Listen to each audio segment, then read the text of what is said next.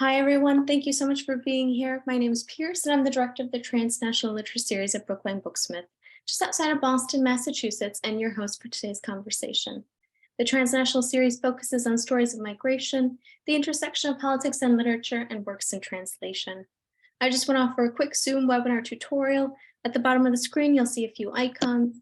One of those is a Q&A icon where you can enter in your questions at any time during the conversation. Another button will get you to the chat window. That space is there for you all. Please feel free to chat during the event.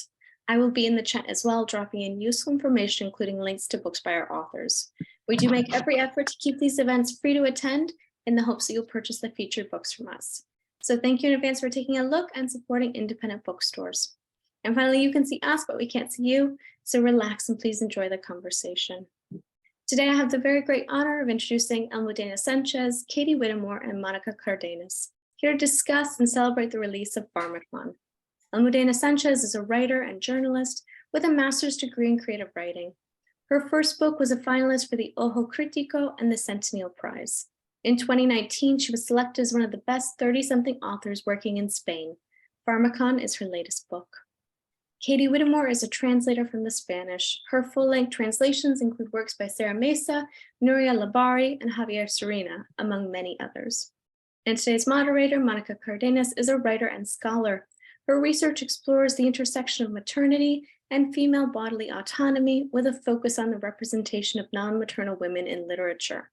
I'm so thrilled to have them here together in conversation. And now Almudena, Katie, and Monica.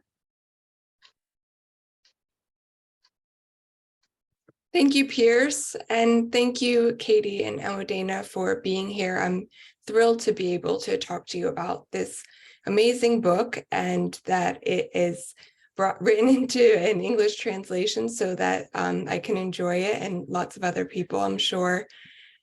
So, Almudena, I'll just begin with my questions, and please just jump in with any comments you have as we get going. It was so refreshing to read a book that was very different from anything else I've read in so long. At turns, it's poetic, ephemeral, literal, funny, tragic. It's unusual to find work that's truly unique, like Pharmakon is. How do you personally categorize it? Is it memoir, autofiction, something different? Thank you. Is listening? Yes, well? we hear you great, perfectly. Great. Okay, good morning or evening from here in Spain. It's a pleasure being here in this meeting, our literature. Thank you, everybody. Thank you, Katie, Monica, and from the Stampa. I'm trying to speak in English, but I'm sorry if it is not as good as I would like it to be. It's okay. Beautiful, Almudena. Brava. Okay. For me, Pharmakon it's an autobiographical book because everything in it is true. The only thing that is not is the psychiatrist's name. This person has a different name in real life, but this is the only case in which I have tried to preserve my privacy. But everything else is the absolute truth. So it's part of my autobiographically and autobiographical experience. On top of this, it also has a confessional tone to it. It also has a very fragmented structure. I think it's quite contemporary and a little experimental. For example, and why in which incorporate tweets. I went in with the aim of making the structure different, and when I like to break the classic structures in some way. I said this humbly, I do it within the limits of my talent. within what my work allows, but I always try to take it a little bit further. Yes, Beautiful. absolutely. Really great. Yes, wonderful English. Thank you.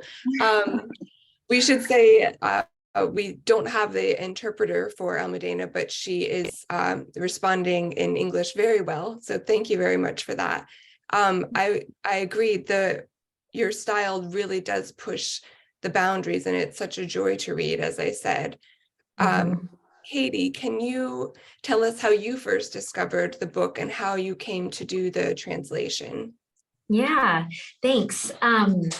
Well, I had read Almudena's work before. The first book I read by her was the Acústica de los Siglos, which was a beautiful short story collection.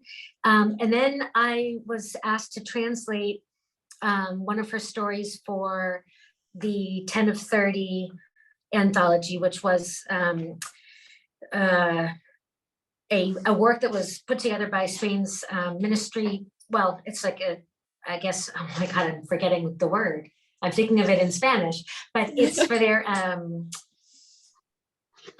like an office of development, right? International development and cooperation. And so they were promoting young writers between the ages of 30 and 40. And Almudena was one of the writers selected. So I was translating pieces by those selectees. And we had a chance to meet in person in Madrid for the presentation of that anthology, and we really hit it off. And I heard she was working on another book, and so at the time that we met, she was working on Pharmakon. And when we met a second time, she had it finished, and it had been published. And so I was lucky enough to work with her agent at Casanovas and Lynch to do a sample. And it so happened that right around the same time that I was doing the sample for the agent, Doug Suttle and Alice Banks at Funde Estampa were interested in the book. They had read it in Spanish and had reached out about doing the translation in English, and my sample got passed along. And so within like a matter of a week, everything came together. Oh, wow. And it was really great. But it's always such a pleasure. Isn't it beautiful? It's beautiful. Thank you. They do a beautiful job. So it's always so wonderful when you get to work with someone that you admire and that you've had a chance to meet personally, and because you sat beside them and had a couple of beers, what not only what a wonderful artist and creative they are, but what a wonderful person. And that's the luck and the joy that I've had with working with Almudena. So wonderful. We talked about the unique style and format, and Almudena just mentioned some of the retweet and nightmare chapters that are very short. And I thought maybe we could hear some examples of those in both the original and in the English, just so everyone can hear what those are like. And then after that reading, I was hoping, Almudena, you could tell us if there were other specific books that influenced or inspired you to take that tack. Can you read the nightmare and retweet chapters? I thought on page 103 and 138 were good examples. Maybe Almudena can read first in Spanish. Okay, I don't have the book in English. Okay, Pharmakon in Spain, I don't have the book. Can you read it in castellano? Sí. ¿Podéis leer vosotras el fragmento? Sí, yo en inglés. Yo no tengo el libro todavía, entonces... No, yo tampoco. No, tengo el PDF, yo te leo la parte en inglés. Perfecto. Vale, gracias. Okay, yeah. Can you read them, Almudena, in Spanish? Do you want to read the Spanish, que es la pesadilla del desayuno? Vale. Bueno, lo lees tú en inglés y ok. Okay. Yo prefiero que lo leáis. Sí, lo leáis vosotras. Sí. Okay. All right. She wants me to read it in English. All right. Okay. So, nightmare. I sit down to breakfast. The coffee is ready. When I go to pour it into my cup, blood comes out instead. It bubbles and stays hot. And that's it. So that's a whole, chapter, basically. And there are bits like this of nightmares, specifically nightmares that are sort of, that appear and surface in the text. And then the other one, Monica, that you asked about was the retweet, which was on page. All right, let's get back to. Okay, the Rafael Cadenas, right? Yeah, okay. You live letting yourself go. You have ceded so much terrain that you don't feel yourself. Rafael Cadenas at Digo Palabra Text. And it's cool. I have the Spanish right here. I'm going to show you for the folks at home. This is not the one I just read, but this is one of the retweet sections. Oops. So you can see it's really, really short. Yes. And just sits right there as a separate chapter. It's cool. So Almudena, can you tell us, were there other books that inspired this format? Were there other books you were reading or have in the past that inspired the format? Okay, yes. As I spoke about earlier, it has unusual structure. It's different. It was my aim to make it different from what we usually read. Mm-hmm. So books that inspire me are books to make it different from what we usually read.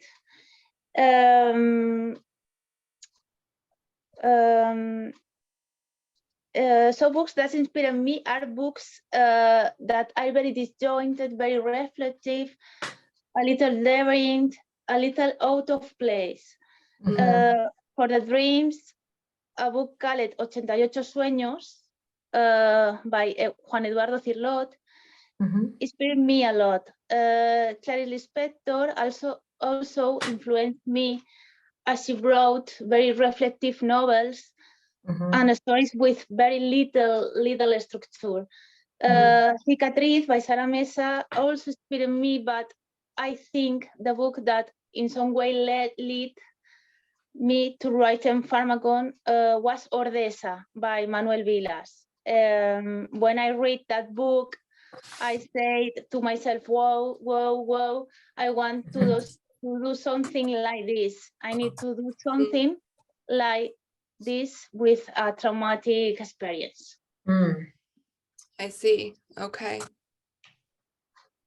Thank you. Thank you. Katie, last week, as part of this series, Brookline hosted a talk on the poetry collection Motherfield. And there were two translators for that work. I gather the second one was to help massage it into a poetry after the literal translation. So Pharmakon, as I said, is poetic itself, I think, in many ways. So did that style pose any unique challenges for you as the translator? Yes, this was a really difficult book to translate in some ways. And it was wonderful. I'll just share that Almudena she's a queen, a master at leaving really great audio messages in WhatsApp. So when I had questions and when I had concerns, I would email her, pretty detailed questions, and I would get these wonderful explanatory voice notes back. But the thing about this book that was so challenging was that the voice is really original, and it's quirky, and it changes tones throughout, and it changes styles throughout, with some of the alternating chapters, like she sort of mimics, let's say, the voice of the medical professionals that are treating her. And it's this like sort of really formalized sort of medical discourse. And then the next chapter, maybe we're back to her childhood, and we're sort of suffused in this memory. So making sure that there was some sense of like a continuity of the voice, even though we were changing tones, sort of modalities sometimes was really challenging. It worked so well in the Spanish that, yeah, at times I was thinking there's no way that I can like capture this or do it justice. But I think with a voice like Almudena's, you can't be too literal, because even some of her images or descriptions are a little, like she said, a little out of place, a little strange. And so to do that too literally in every case, I found that it was more jarring than if sometimes I had to sort of tweak things so that it kept that sort of same dreamlike sort of manic flow that was in her prose. So it was a great challenge. I hope the original Spanish is so beautifully done. I hope that the English does it justice. But yeah, it was a great. I learned a lot from it as well. So it was a wonderful project. I think that you said dreamlike manic prose. Mm-hmm. I would describe the English as that. So Good. you have done it. We've got the manic part at least. Almudena, you referenced several books in Pharmakon, and it seems that reading other stories, fiction and nonfiction, were an important part of telling your story of your experience with depression. So in many ways, it's a different topic, but in many ways, it reminded me of Rachel Cusk's A Life's Work, because it combined personal stories, memories, experiences, and analysis of other literature. So I'd like to hear the part of the chapter on Carla. In the Fum de Stampa edition, it's 66 and 67, Katie. Okay. And then after we hear that, Almudena, I thought, could you explain more about, in this chapter, you talk about the books that saved your life. So maybe we could hear more about what that means to you after we hear it in context in this chapter, Katie. Okay, so yeah, I'll read from the beginning of Carla. I have voluntarily started looking after a 4-year-old girl. It's a marvel how a damaged childhood can be healed by someone else's happy one. What scares me most is that her time as a blonde meteorite will break. I carry her on my back like a work of art. I don't know, like an authentic Giacometti figure, or more than that. There are many works of art and only one Carla. No other shall be born. I carry her in my arms the way I would have wanted to be carried at 4, nice and tight, not thinking about the sore muscles sure to follow, eyes wide and shining, injecting her with life or the desire to live, the taste of summers to come. I care for her like I would care for a mini-me. I put all my hope and sensitivity in her, seas of feeling and understanding for Carla. She is exhausted by the love she receives, and I am in ecstasy, childhood trauma repaired. I can keep going or I can stop. I don't know how long you want me to go, Monica. Yes, can you maybe jump over the page to 67, my deepest desires for that river? Oh yeah, okay, sure. My deepest desire is for that river dragging her toward the difficult years of growing up, to flow into a tranquil basin of compassion and sense of humor. As for me, I would never go back.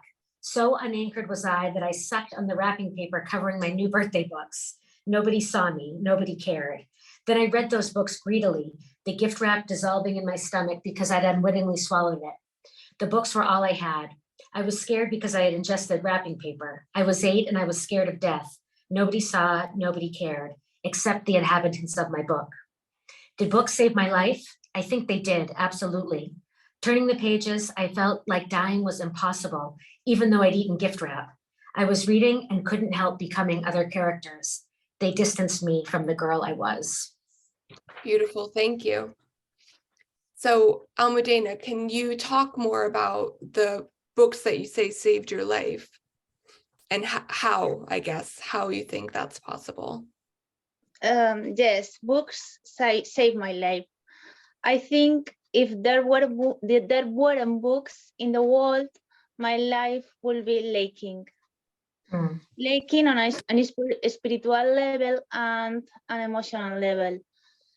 Other people are saved by sports or music or maybe family, but what I think saves me most is books, amongst other things. But books are so important. I feel like they have a gravitational force that they pull you in with. I feel like there is something surrounding me each time I step into a bookstore that pulls me into another place. I have always felt a special connections to words. For me, words have never just been the form of communication, but a form of art. Ever since I was little, I would say things like how good does the word encurtido sound, encurtido. For example, I will get so excited that there was a word was arcoiris. The names of things really interested me. I was fascinated by the meanings that words can give and their artistic forms. So I have always felt that words are material like plasticine, like Play-Doh, yeah, or clay. That I could make something out of. And this amazed me. Since I was small, I have felt an attachment to words. Also because I was good with words. There were other things that I was not good at, like rhythmic gymnastics, no. But words, yes. Yes. So between being fascinated with words and being good with them, it made for a beautiful world. I am really interested that you mentioned Rachel Kusk. The new translation has just come out in Spain, and is it one of my must reads and obligatory read. Let's say because I love her style, the themes she writes about, and I love how moving and sincere she is. Yes, I think there are many similarities in your writing. So yeah, I hope you enjoy the translation.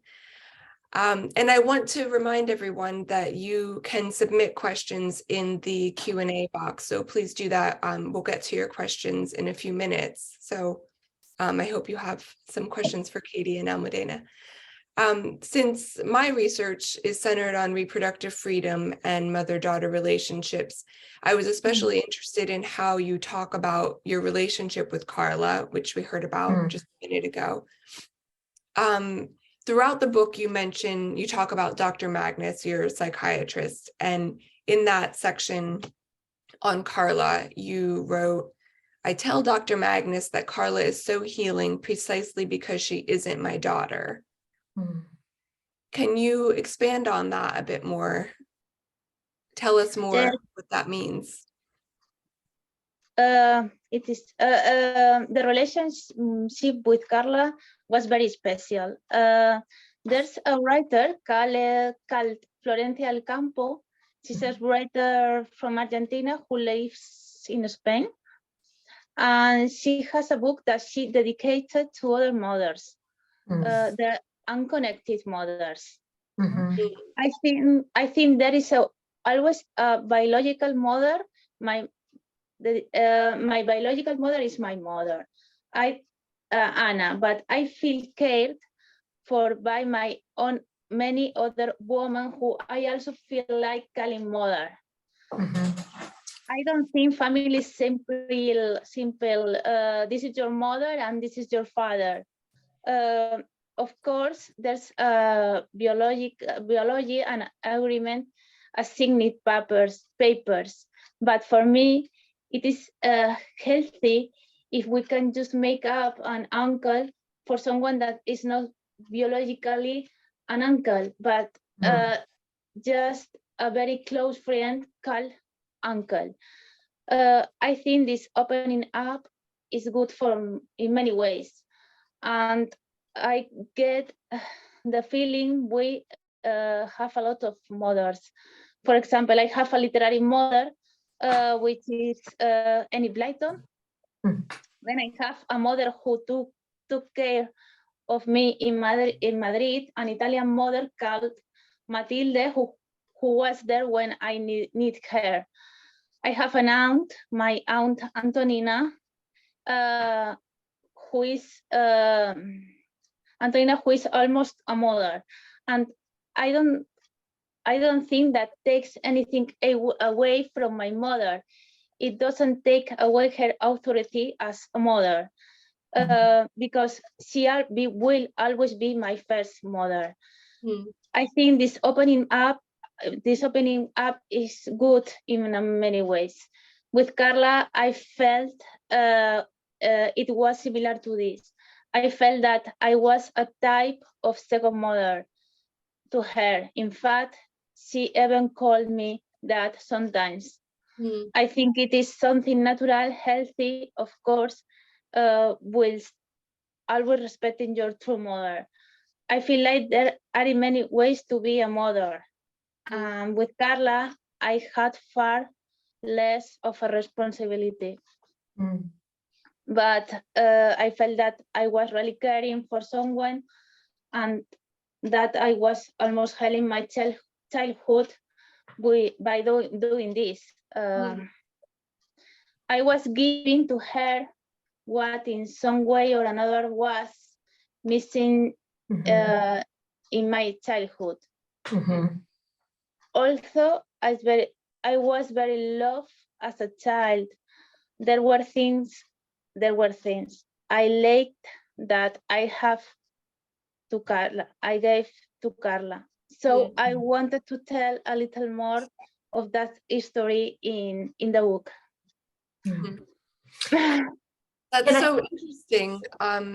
What you say about We understand me a little. that was great, thank you. Having those other maternal figures, I think is so important, precisely because being a mother is such a difficult job. I think I'm sure it's helpful to have other people that help carry that burden a little bit. So that's interesting to hear. Thank you. Monica, can I add something about about the aunt Antonina? She's a figure from this book that I loved so much. Like, I saw so many of my own aunts and surrogate aunts in this woman. And what I want to say about her, to your point, Monica, is that, like, in this book, Almudena is doing all of this excavation of her childhood. And she mentioned in her last response, like, the ways that even very loved children lack, right? There are things that we are missing as children, even when we are loved. And so much of the book explores that, which I think is so wonderful and, like, timely.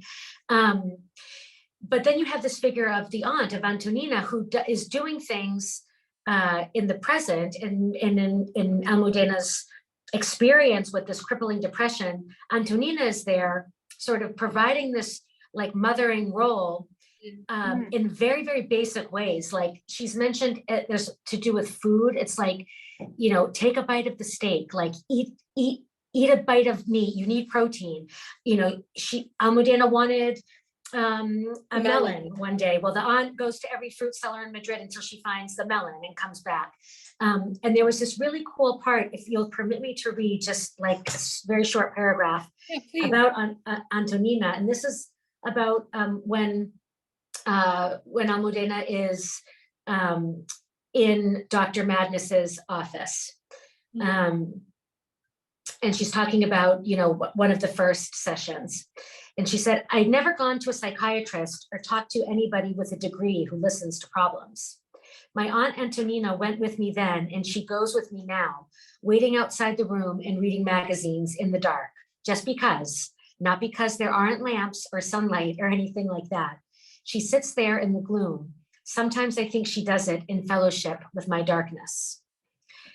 And I think that is such a beautiful line, a moment, that there is that fellowship, especially when someone is suffering from depression or an anxiety or any other illness, or any other really bad time. The idea that someone is sitting with you there in the dark, not trying to drag you necessarily out of it, but trying to make sure that you eat your steak and then just sitting in the dark while you are getting help, I think is just a really cool way to highlight that person that's kind of there as almost as a witness as well. And I think for me anyway, as a reader, she played that role. I loved everything about Aunt Antonina. It was so moving to read about all the ways that she was there and continues to be there. Just made me want her as my surrogate mother. Wonderful. Yes. Yeah. The book is so much about your development and your childhood and how certain experiences influence you as an adult. And I loved the chapter Meteorology. And that's the chapter when you talk about your fascination as a child with the weather girls, because they seem to have so much power. They told everybody what the weather was, told everyone the future, and dictated how you would dress, and everyone paid attention to them. And in particular, you talked about how they weren't like other stereotypical women, like the mother or the spiteful ex-girlfriend on a soap opera. So how do you think that affects women in your age group now? Do you think that you were starved for those sort of role models, Almudena, that the weather girl is sort of the highlighted role model, female role model as from your childhood? Is that did you not have other ones, and do you think that's still a problem today for young women? Thank you for the question, Monica. Yes, but I look for other role models. As I speak about in the book, I grew up in a town on the small island of Mallorca, very small. And I really didn't have many role models around. I had the television, magazines, and family, and that's about it. So I was always a girl that looked for more role models. So when there was a woman that they do other things, like she didn't clean, she was only worried about dancing and having a good time. Well, that got my attention. For example, as a girl, I was fascinated by Punky Brewster, an American television show, and she was a super boy girl who dressed in colors, had a dog, escaped from her bedroom window with a rope, and lived with her single father, who was almost a grandfather. She didn't have a mother. I loved all of that. Anything out on the norm attracted me. Out of the norm. I was also fascinated by Blossom. It's another girl, another show with a girl who did whatever she wants. So I have always been drawn to any character that was a rebel, a female rebel. In the meteorology chapter, where I admire the weather woman, it seemed to me that at that time was not done. They were there on the television where most of the people were men. They were stood up there and seemed so important. They knew what the weather was going to be like. It was important information. They were stood there beautiful, informing us if it was going to be raining or sunny tomorrow. They have control of the world. Aside from this, I love anything to do with weather, climate, atmosphere, and they were speaking about exactly that. There was a time in which I want to be a weather woman. Well, I'm very happy you chose books instead. That's interesting. The Punky Brewster and Blossom. Blossom didn't have a mother either, if I remember correctly. She was raised by a single dad, right? I think you're right. That's interesting. Google could tell us.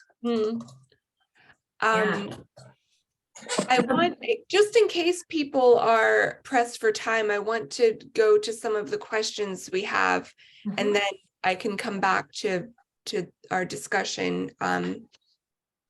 But I just want to make sure we get to questions in case anyone needs to leave at 6, or sorry, that's 6 o'clock my time.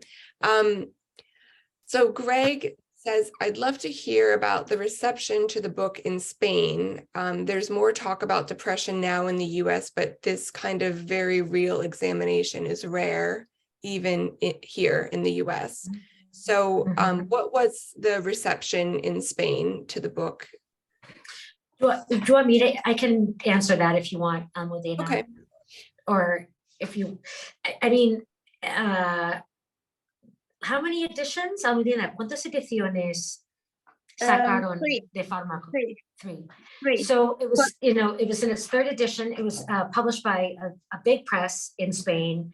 And it was received, I thought, from all the media attention, very well. I mean, Almudena is constantly being invited to do, talks and events still. The book appeared in all of the major newspapers, full-length interviews. So in terms of like what it looked like from the outside, I think the book did have quite a bit of reverberation in Spain. Almudena, si quieres aportar algo más, pues yo intentaré hacer algo de intérprete, ¿vale? Si quieres decir algo más de su recepción en España, de cómo se leyó el libro. Bueno, yo en España tengo mucha suerte porque tanto el primer libro como Pharmakon han tenido una acogida extraordinaria. O sea, realmente Pharmakon todavía se está moviendo por las redes sociales como si fuera una novedad. Yeah. ¿no? So here, just give me one sec because I'm not a professional interpreter. But yeah, so the reception has been extraordinary in Spain, basically, both with this book and with the first collection of stories, and that even, especially on social media, that right now, today in social media, the book is pretty much getting as much attention and play as if it were a new book, and it's been out for at least 2 years. Yeah.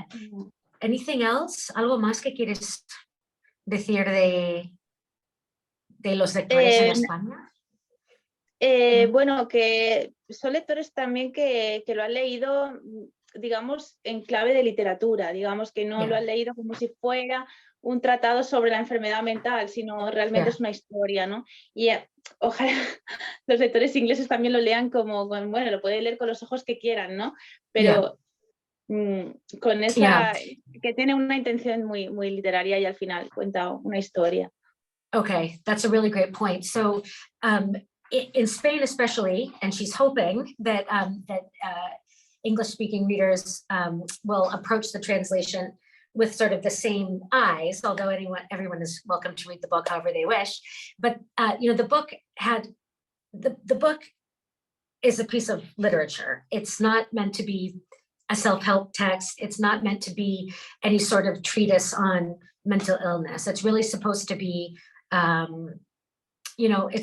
it's a work of art that's coming from a particular experience of pain, right, and of difficulty, but that it's a story, and that what the wider repercussions are of that story for readers is, I think this, Monica's starting to kind of go to one of your last points that we talked about going over, but that it's not to be read as sort of like any sort of monolithic vision of depression.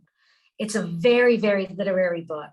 And as you mentioned earlier, Monica, it's very poetic as well. So, where like the point of departure is this crisis, but the book goes in so many different places. It's sort of like it's almost like that's the excuse to then go back into the past, into the future, into all of these different areas of your emotional life, Almudena, and your psyche. It's so that's important, I think, to note too, is that it isn't, and it's not a typical memoir either. It's, Almudena said it from the beginning. It is an autobiographical book that sort of departs from an actual, true experience, but that it's also not a standard memoir.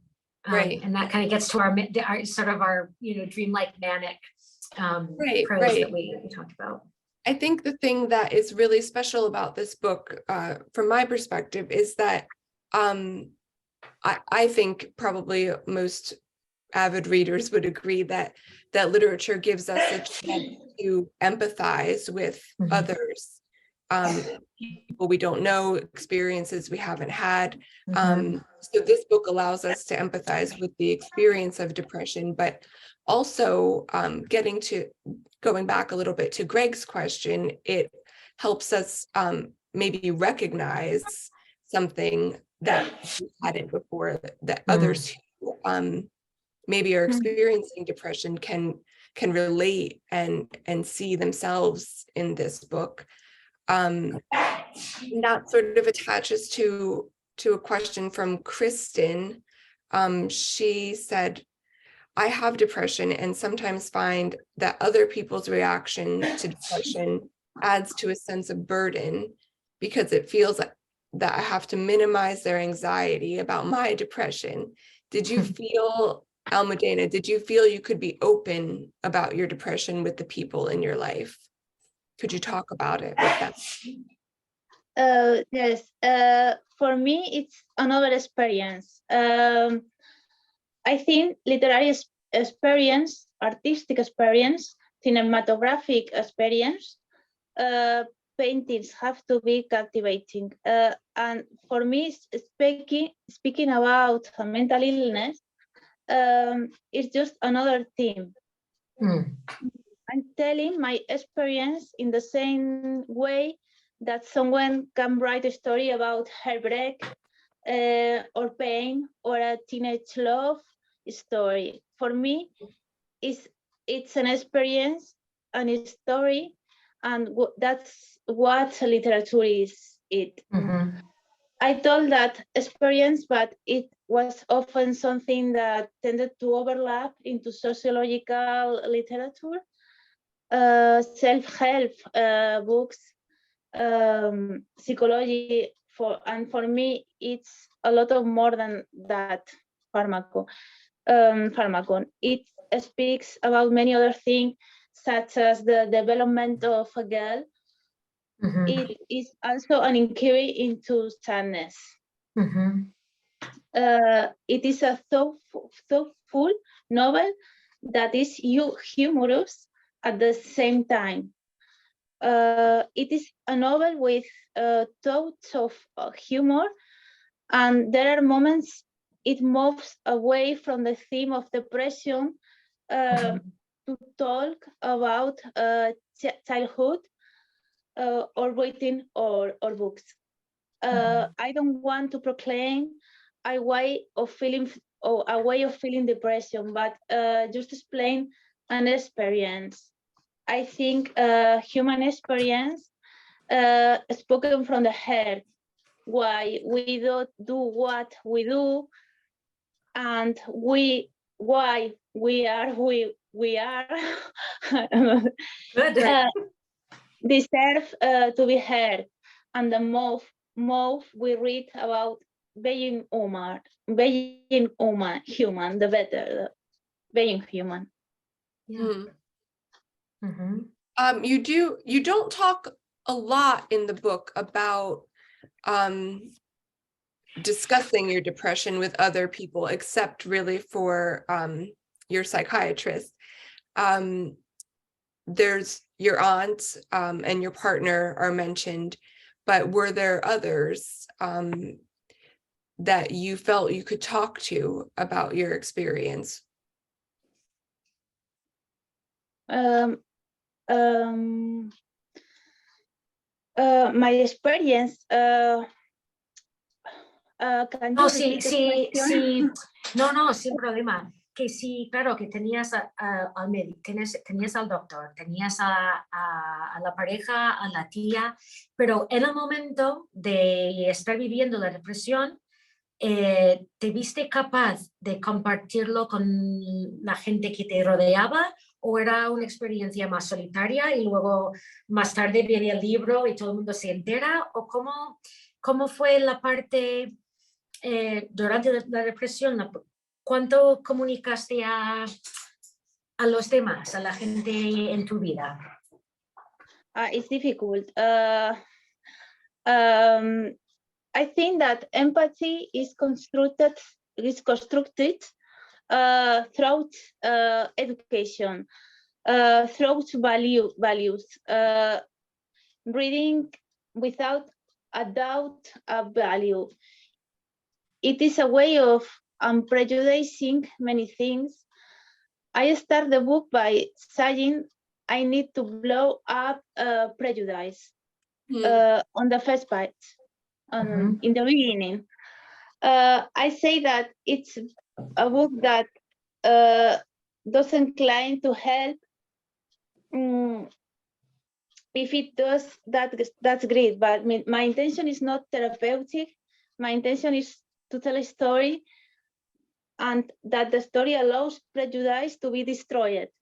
That we be better people, that we understand a little more the immensity of the world, how small we are, how fragile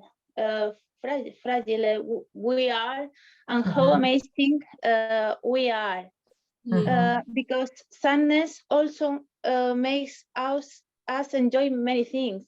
In sadness, there can be joy. It is not all black and white. No.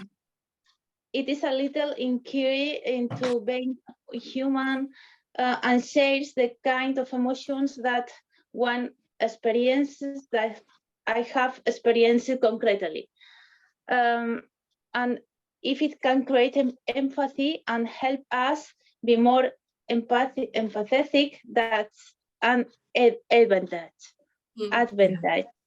But I wanted to give literary value to the book, emotional value to the book, and of course, if it helps someone, that is a plus. Helping is a good thing. So if it does help someone, I am happy with that. Yeah. Thank you. Okay.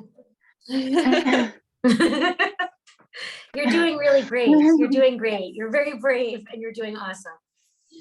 That kind of answers another question we had from Greg about whether your idea of the reader audience that you had in mind while you were writing, if that changed, or if you had a particular reader in mind. But it sounds like any reader really could benefit from reading this book. And that, as you said, if it helps someone, great, but it's a literary work. Yeah. You know, there's something that I'd love to add, and that is that there's almost a celebration of sadness and of melancholy and of sorrow in here, and in the sense that you know, it's a call for us to recognize our fragility, and it's a call to recognize that, you know, being sad or feeling this sort of intense and, you know, transcendent feeling of, it could be of loss. I mean, it's the human experience is the knowledge that we are limited here, right? And so I think the obsession with sort of boxing up sadness and putting it away, is not just, you know, unhealthy, but it cuts us off from like a really, really important creative source that has been, and it's so clear in the books that, in the works that Almudena references throughout here, and has its inspiration and is sort of in conversation and dialoguing with these other writers who experienced depression, is that, you know, that it was in many cases such an incredible, you know, fountain and source of expression and of creativity and of connection to our humanity and the world. And so I love that about this book is that, like, yeah, it's the story of someone, you know, who suffered a really, really severe episode of depression and how she healed from it. But at the same time, it's a recognition that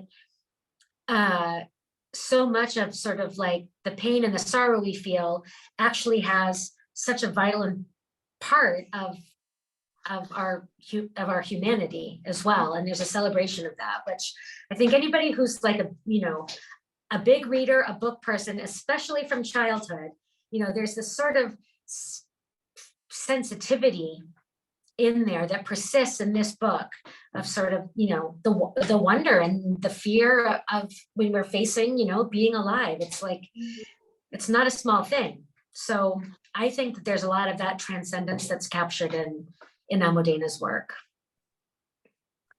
Yes, Thank absolutely. you. Thank you. We, Katie and Monica, a very generous woman with me. Thank you very much. We have a question from Laura for Katie. Can you talk more about your translation process, specifically recreating the voice authentically without being too literal in your translation? Yeah, I will try to speak to that. Well, my process is when I first start, you know, I do a pretty rough translation first. And then I go back through, and I do tend in general to be pretty unsparing as best as I can with the sort of getting away from things that are too literary or are literary and then, you know, are tripping me up as a reader when I'm reading my own work. So there was a really interesting example of this. I wish I had it here with me, but if anybody's interested in seeing this, I have the first sample I did, like the first stab, and then and I saved it, and it's actually been used. It was used at the American Literary Translators Conference in a workshop as a way of sort of looking at how a translation changes through different revisions. So if anyone ever wants to see that, you can get in touch with me, and I'd be happy to send you different versions if you're a translator and are curious or just want to laugh, you know, at my first draft.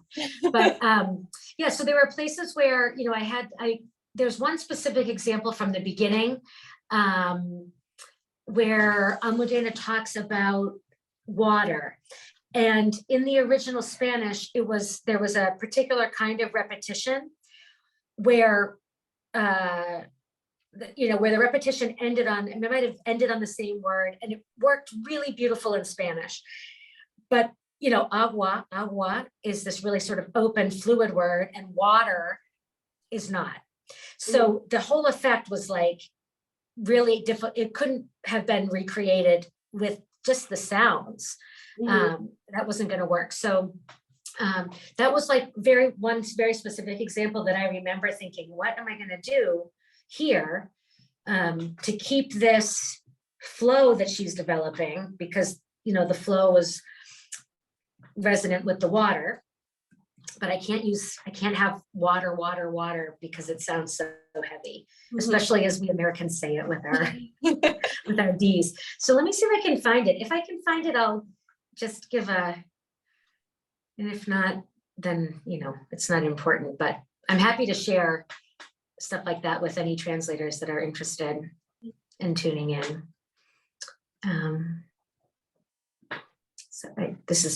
You don't want to sit here watching me try to find it. If I find it, I'll let you know. You must have run into that a lot because, as I said, it does read very poetically, and the rhythm of the whole book is poetic, I guess. But and as you said before, it's very fast paced. And I imagine, you can't just do a literal Spanish to English translation of that and achieve the same voice.